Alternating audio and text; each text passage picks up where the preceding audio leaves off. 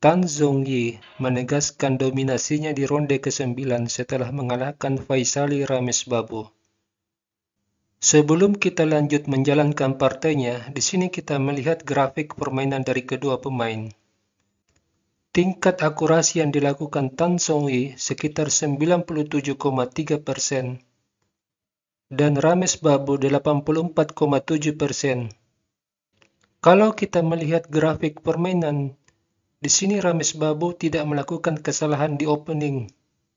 Dan permainan berbalik menjadi keunggulan hitam nanti di langkah ke-12 setelah putih menjalankan langkah menteri F3. Dari grafik yang kita lihat, di sini hitam menunjukkan keunggulan 0,27.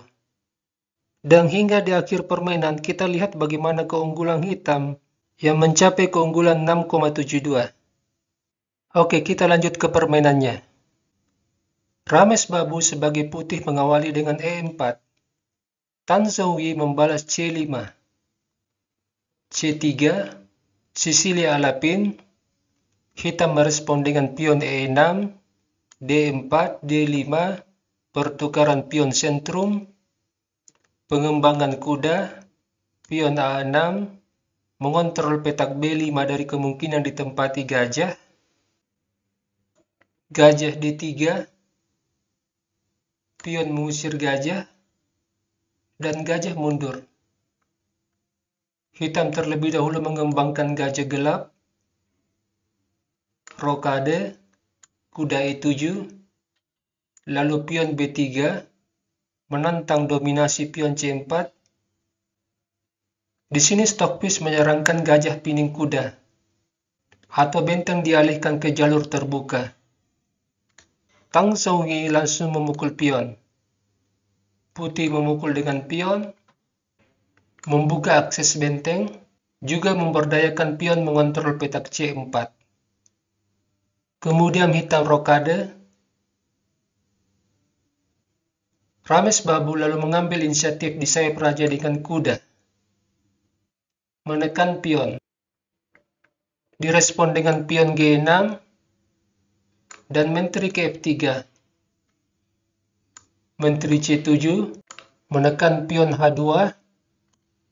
Pada posisi ini komputer menyarankan kuda A3. Apabila gajah kali pion, skat, raja bergeser. Dan gajah harus kembali supaya tidak terjebak oleh pion G3.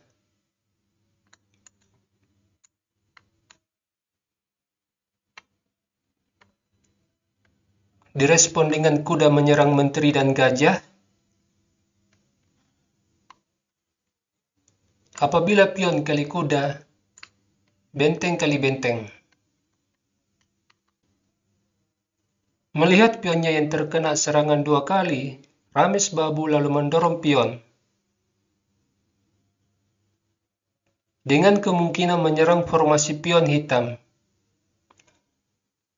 Tan Zhongyi mengembangkan kuda.